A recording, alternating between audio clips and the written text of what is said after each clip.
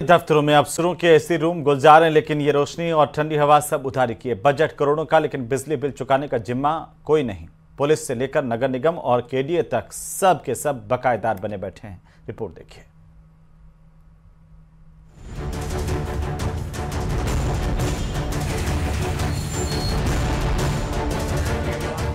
सरकारी दफ्तर, उधार की रोशनी, 150 करोड़ दबाकर बैठे विभाग। करोड़ों का उधार, कैसे चलेगी सरकार? सरकारी दफ्तरों में अफसरों के एसी रूम उधार की रोशनी से गुलजार है। पुलिस, नगर निगम, केडीए या कोई भी और सरकारी महकमा ले लीजिए, सबके पास लाखों करोड़ों का बजट आता है, लेकिन बिजली का बिल चुकाने की जहमत कोई अफसर और कोई डिपार्टमेंट नहीं उठाता है। आलम यह है कि पुलिस, शिक्षा और चिकित्सा विभाग पर लाखों तो नगर निगम और कोटा विकास प्राधिकरण पर 90 करोड़ बकाया है। केंद्र सरकार के सरकारी विभागों पर 8 करोड़ 9 लाख, पीएचडी विभाग पर 9 करोड़ 33 लाख, सरपंचों पर 9 लाख 71 हजार, कोटा शहर के पुलिस विभाग पर 71 लाख 65 हजार, स्टेट गवर्नमेंट के अन्य विभागों पर 3 करोड़ 30 लाख, नगर निगम और कोटा विकास प्राधिकरण 90 करोड़ 56 लाख, कुछ अन्य सरकारी विभागों पर 16 करोड़ 33 लाख बकाया है। इस तरह से ये कुल राशि पहुंच जाती है 128 करोड़ 44 लाख पर, जो जयपुर विद्युत निगम लिमिटेड के गले की फांस बने हुए है। ये तो निजी बिजली कंपनी के खाते के हैं, जो नियमों के मुताबिक सरकारी विभाग होने के चलते JVVNL के हिस्से बन गए हैं। अब बात जयपुर विद्युत वितरण निगम लिमिटेड के कोटा सर्कल दायरे में आने वाली सरकारी उधारी को भी समझ लीजिए। ये आंकड़ा भी करोड़ों में ही है। शिक्षा विभाग पर 25 लाख का बकाया, चिकित्सा विभाग पर 52 लाख, नगर पालिकाओं पर करीब 16 करोड़ 50 लाख, पंचायत पर 2 करोड़ 9 लाख, जलदाय विभाग 4 करोड़ 28 लाख, कोटा ग्रामीण पुलिस के अलग अलग थानों पर 22 लाख। इस तरह से और अन्य सरकारी महकमों को मिलाकर ये राशि भी 25 करोड़ 4 लाख पर पहुंच जाती है। पीएचडी में 4 करोड़ 28 लाख है। पीएचडी में मुख्यतः एक तो जो हमारा खेड़ा में कनेक्शन था पीएचडी का, उस पर बकाया है। तो खेड़ा में जो कनेक्शन है उस पर हमारे 28 लाख और 92 हजार रुपए बकाया है। तो टोटल मिला करके जो पीएचडी पर अगर अपन ध्यान दें तो 4 करोड़ 28 लाख रुपए बकाया है। फिर भी हम इनको प्रयास करते रहते हैं, हमेशा इनसे संपर्क करके। पंचायतों पर जैसे 2 करोड़ 9 लाख रुपए बकाया है। शहर से लेकर ग्रामीण के पूरे आंकड़े को टटोला जाए तो ये आंकड़ा 150 करोड़ पर पहुंच जाता है, और एक जिले से 150 करोड़ का बकाया किसी भी अन्य सरकारी संस्थान के पूरे गणित को बिगाड़ने के लिए काफी है। सरकारी कनेक्शनों पर बनता है महीने का।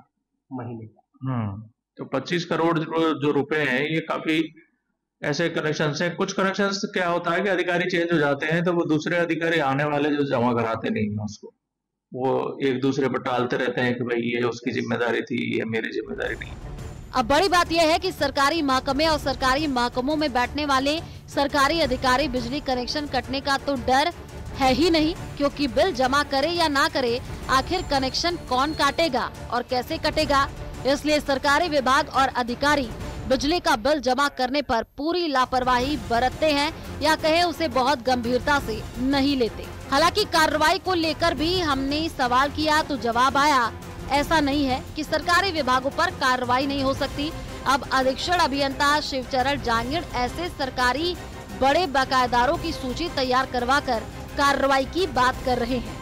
एक आम उपभोक्ता अगर एक महीने से ज्यादा बिजली का बिल ना भरे तो उसके घर की रोशनी अंधेरे में बदल जाती है। लेकिन साहब, यहाँ बिजली सरकारी है तो सरकारी विभाग ही उसे उधार के दलदल में ढकेल घाटे का आंकड़ा बढ़ा रहे हैं। 1,43,000 रुपए बकाया है। विकास के जिस दीपक की रोशनी से कोटा गुलजार है, उसी दीपक के तले JVVNL बैठी है। कोटा शहर से लेकर ग्रामीण इलाकों के हर घर तक बिजली पहुंचाने वाली या कहीं घर को रोशन करने वाली JVNL खुद कर्ज में डूबी है और उसके पीछे वजह है ये सरकारी रसूखदार। हिमांशु मित्तल, न्यूज़ 18 कोटा। उधर बीकानेर के अंतर्राष्ट्रीय बॉर्डर पर अब ड्रोन के जरिए पाकिस्तान से हो रही हेरोइन और हथियारों की तस्करी पर लगाम कसने की तैयारी की जा रही है। रिपोर्ट देखिए।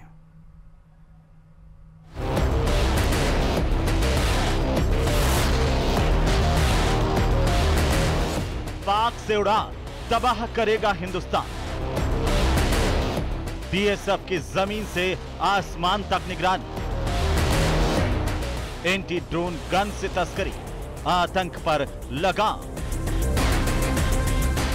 पश्चिमी सीमा, जहां कभी दुश्मन सैनिक दिखाई देते थे, वहां अब ड्रोन के जरिए जहर भेजा जा रहा है।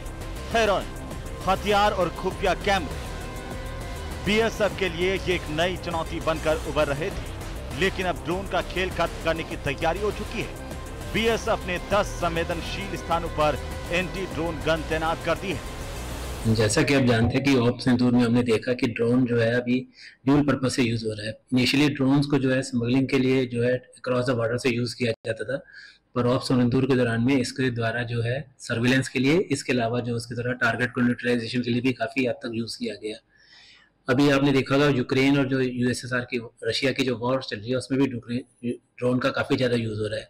तो BSF को भी अपने आप को इस खतरे को भागते सशक्त करने की ओर आगे बढ़ रही है और इस संदर्भ में हम लोगों ने ADS system plus anti drone gun जो है बॉर्डर पे डिप्लॉयड की है। कुछ एरिया पे हमने डिप्लॉयड की है और कुछ एरिया पे हम आगे डिप्लॉयड करने के प्रोसेस में है। आखिर क्या है एंटी ड्रोन गन की खासियत? एंटी ड्रोन गन पूरी तरह स्वदेशी तकनीक से बनी है। 2.5 किलोमीटर तक की रेडियस में किसी भी ड्रोन को हवा में ही गिरा देती है। गन रेडियो एक्टिव बेस पर काम करती है। गन आने वाले ड्रोन को तुरंत निष्क्रिय कर देती है। प्रायोगिक रूप से 10 जगहों पर एंटी ड्रोन गन लगाई गई है। अब तक कई बार BSF ने पाकिस्तानी ड्रोन को गिराया और उसके साथ हेरोइन, हथियार और अन्य सामग्री जब्त की है, लेकिन माना जा रहा है कि कई बार ड्रोन गिरने से पहले ही अपना सामान गिराकर लौट जाते हैं। इससे बड़ी मात्रा में तस्करी अभी भी सीमा पार हो रही है। ड्रोन को सिर्फ गिराना नहीं, अब 360 डिग्री कवरेज के साथ ट्रैक, डिटेक्ट और डिस्ट्रॉय करना है। इसके लिए भारत में DRDO ने D4 सिस्टम को विकसित किया। ये सिस्टम सेना के पास पहले से है और जल्द ही BSF को भी इससे लैस किया जाएगा। D4 सिस्टम भारत की एक बड़ी तकनीकी उपलब्धि है। ये दुश्मन के ड्रोन को पहचान कर उसे हवा में ही खत्म कर देता है। बिल्कुल, ये जो नशे की जो हमारा इनिशियल मकसद था वो तो यही था कि ड्रोन को, एंटी ड्रोन सिस्टम को नशे की कार्रवाई को रोकने के लिए यूज कर सके। पर अभी जो ड्रोन को दूसरे पर्पस के लिए भी यूज किया जा रहा है, तो ये दोनों ही तरह से कार्रवाई करेगा और दोनों तरह से कारगर सिद्ध होगा। ये जो हम एक स्मगलिंग को भी इसमें रोक पाएंगे, इसके अलावा अगर कुछ और एक्टिविटी के लिए ड्रोन सिस्टम को यूज किया जाता है तो उसको भी हम न्यूट्रलाइज कर सकेंगे। पर अपने आप को हम लोग स्ट्रेंथन कर रहे हैं आज की टेक्नोलॉजी के साथ। वो एक एड ऑन फीचर हम लोगों का हो रहा है, जिससे कि हम लोग अपनी टेक्नोलॉजी के पेस रख रहे हैं, उसके साथ हम कदम से कदम मिला के चल रहे हैं और एक फोर्स मल्टीप्लायर का काम करके हम लोग टेक्नोलॉजी की मदद से बेटर तरीके से डोमिनेट कर रहे हैं। तो ड्रोन से फैलाए जा रहे खतरे पर अब शिकंजा कसने की शुरुआत हो चुकी है। सीमा पर अब सिर्फ जमीन नहीं, आसमान की निगरानी हो रही है और पाकिस्तान से आने वाले हर खतरे का जवाब अब भारतीय तकनीक तेज, सटीक और घातक तरीके से देगी। BSF की ये तैयारी न केवल सीमावर्ती इलाकों को सुरक्षित बनाएगी, बल्कि तस्करी और आतंक को भी करारा जवाब देगी।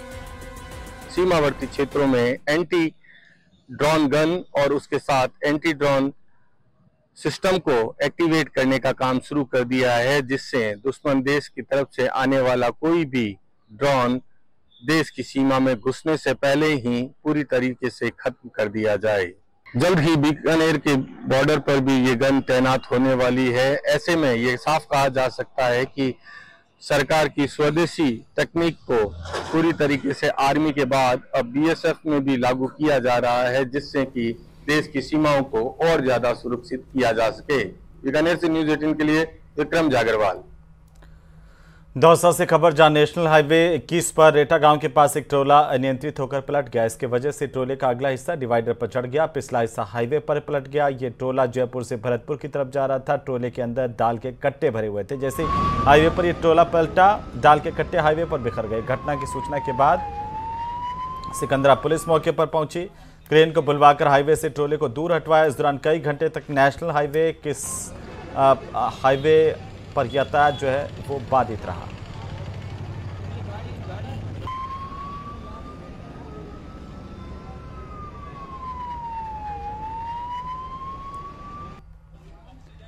और इसी बीच बड़ी खबर मिल रही है मौसम को लेकर के। इस वक्त की सबसे बड़ी अपडेट आ रही है, जहां पर जयपुर और दौसा के कई इलाकों में तेज बारिश शुरू हो गई है। जयपुर के टोंक रोड, जेलन मार्ग के इलाकों में तेज बारिश हो रही है।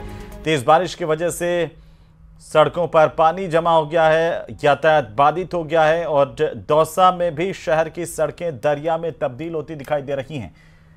तो अचानक से मौसम का मिजाज बदल गया। जयपुर के टोंक रोड और कई इलाकों में बारिश हुई है। दौसा में भी बारिश हो रही है।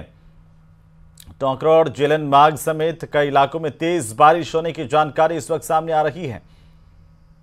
तो भारी बारिश की जानकारी सामने आ रही है जयपुर दौसा में, जहां पर जयपुर के टोंक रोड, जेलन मार्ग समेत कई इलाकों में सड़कें जलमग्न हो गई हैं।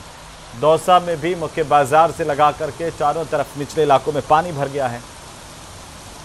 ये तस्वीरें मौसम को लेकर के सबसे बड़ी अपडेट आ रही है। लगातार मानसून की बारिश शुरुआत से ही कर डाल रही है। उधर टोंक जिले के पीपलू में गिट्टी से भरा हुआ एक डंपर मासी नदी की रपट पर चलते चलते पलट गया। हादसे के बाद मौके पर मौजूद लोगों ने डंपर में फंसे ड्राइवर की जान बचाई।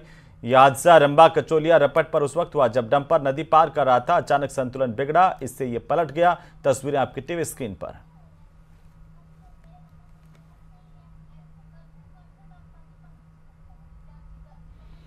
उधर श्रीगंगानगर जिले में झमाझम बारिश हुई है और बारिश के बाद शहर के कई कॉलोनियों, निचले इलाकों में जल भरा हुआ है। पुरानी आबादी, रविंद्र पथ, गौशाला मार्ग ब्लॉक एरिया में सड़कों पर पानी भर गया। जगह जगह बरसाती पानी जमा होने से आम जन वाहन चालकों को खासी परेशानी का सामना करना पड़ा है।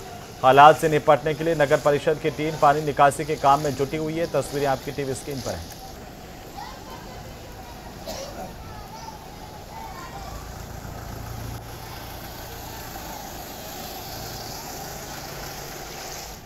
तो टोंक जिले के लांबा रेसिंग गांव के ऐतिहासिक गढ़ में सरकारी स्कूल के 4 कमरे जमींदोज हो गए। साथ ही पास में बने 4 बड़े हॉल क्षतिग्रस्त हुए हैं, जर्जर हालात में पहुंच गए हैं।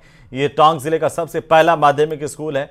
विद्यालय के कमरों पर किले की दीवार गिरने की वजह से हादसा हुआ। बारिश का पानी भरने की वजह से दीवार कमजोर होकर के स्कूल पर गिर गई। हालांकि ये घटना जिस वक्त हुई उस वक्त स्कूल भवन पूरी तरह खाली था। इसके चलते बड़ा हादसा होते होते टल गया है। सूचना मिलते ही प्रशासनिक अधिकारी भी मौके पर पहुंचे, जायजा लिया है।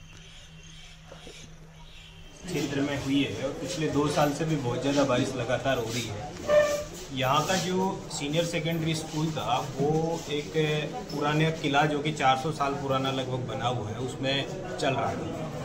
क्योंकि जब पानी दोनों जो किले की दोनों दीवारों के बीच पानी होल्ड होने से उस पर टेंशन बढ़ गया और उसकी वजह से जो किले की दीवार है वो आकर कल रात को 4 कमरों पर गिर गई, जिससे वो चारों कमरे क्षतिग्रस्त हो गए और बाकी जो 4 कमरे हैं उनकी भी एक दीवार क्षतिग्रस्त हो गई। तो लगभग 8 के 8 कमरे पूर्णतः क्षतिग्रस्त हो चुके हैं। उदयपुर से खबर, जहां जावर माइंस इलाके में तेज बारिश की वजह से हालात बिगड़ गए। सड़कों पर पानी भर गया। तेज बहाव में एक बाइक सवार बह गया। हालांकि मौके पर मौजूद लोगों ने उसकी जान बचा ली। पार्किंग में खड़ी कार भी पानी के तेज बहाव में बह गई है। कई घंटे तक लोग जहां के तहां फंसे रहे। गांव में कई जगहों पर रास्ते बंद हुए। आसपास के पहाड़ों, नालों से आए पानी ने पूरे इलाके को जलमग्न कर दिया। तस्वीरें आपकी टीवी स्क्रीन पर देख सकते हैं किस तरीके से यहां पर भारी बारिश के बाद जो हालात बने हैं।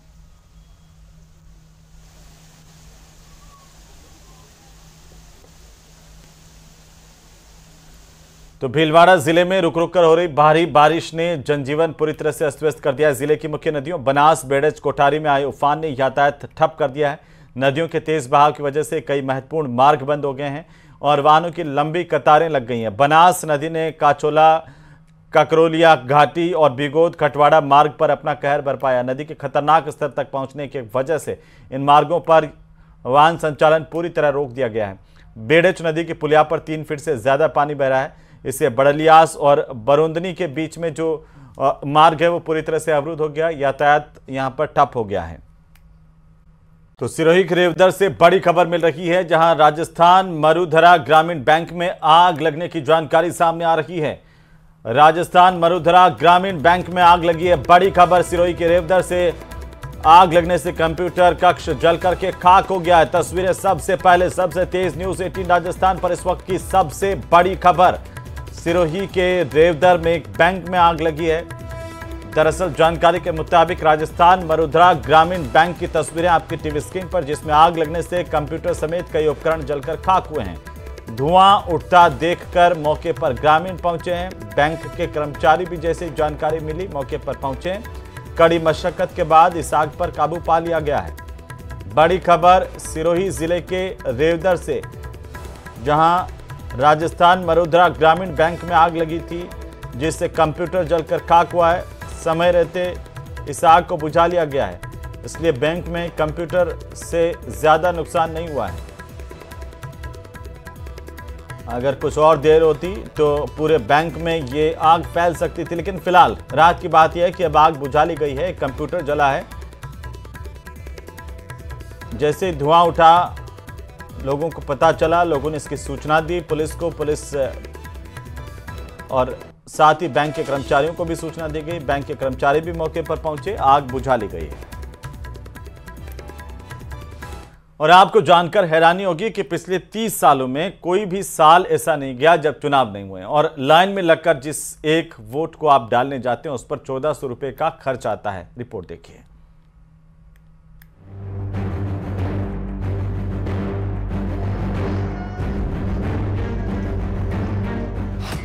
वन नेशन वन इलेक्शन, कब खत्म होगी tension?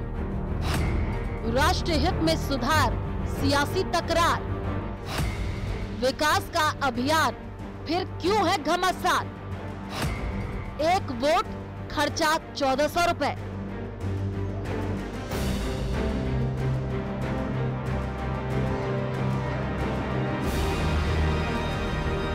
One nation one election पर अभी तकरार खत्म नहीं हुई है। निकाय चुनाव और पंचायत चुनाव पर हाईकोर्ट के निर्देश के बाद सरकार वन नेशन वन इलेक्शन के तहत ही चुनाव कराने की बात कर रही है। कैबिनेट मंत्रियों का कहना है कि आगामी चुनाव वन नेशन वन इलेक्शन के तहत ही होंगे।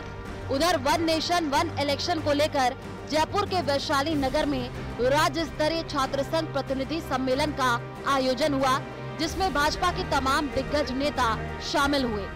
वन नेशन वन इलेक्शन पर भाजपा प्रदेशाध्यक्ष मदन नाथौड़ ने कहा, आजादी के बाद लंबे समय तक लोकसभा और विधानसभा चुनाव एक साथ होते थे, लेकिन कांग्रेस के कारण बार बार चुनाव की स्थिति बनी। बार बार चुनाव होने से देश का धन और समय दोनों बर्बाद होते हैं। देश जब आजाद हुआ था तो एक साथ ही चुनाव होते थे, लेकिन ये कांग्रेस के पाप है। कांग्रेस ने अपनी इच्छा के अनुरूप सरकारों को बर्खास्त करती गई, स्थानीय विधानसभाओं की सरकारों को बर्खास्त करती गई, जिसके कारण से ये समय अलग अलग हो गया, चुनाव अलग अलग होने लगे।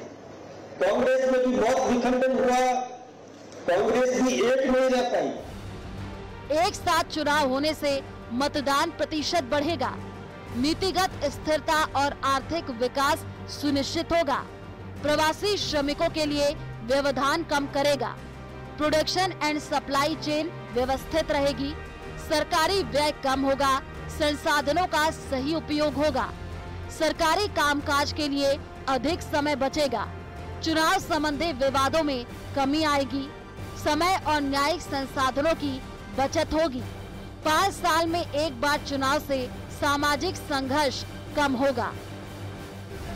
सम्मेलन में मुख्य वक्ता सुनील बंसल ने कहा कि आजादी के समय देश में 19 करोड़ मतदाता थे, जबकि आज ये संख्या 96 करोड़ तक पहुंच गई है। पिछले 30 वर्षों में ऐसा कोई वर्ष नहीं गया जब कहीं न कहीं चुनाव न हो। एक वोट पर लगभग 1400 रुपए खर्च हुए हैं। 2024 के लोकसभा चुनाव में 1,35,000 करोड़ रुपए खर्च हुए। साथ में ही देश में बार बार चुनाव होने के कारण से हम सब काम करने वाले लोगों के कम होते कार्य दिवस यानी वर्किंग डेज कम हो रहे हैं। इन सबको ध्यान में रख करके देश में डिबेट, एक बहस शुरू हुई है कि पिछले 30 साल से भारत में यानी 95 से लेकर अभी 2025 जो चल रहा है, 30 साल में एक साल भी कोई भी ऐसा खाली नहीं गया है जब भारत में कहीं ना कहीं चुनाव नहीं हो रहे हो। बहरहाल वन नेशन वन इलेक्शन पर रार बरकरार है। सरकार इसे राजनीतिक एजेंडा न बताकर राष्ट्र हित में बड़ा सुधार बता रही है।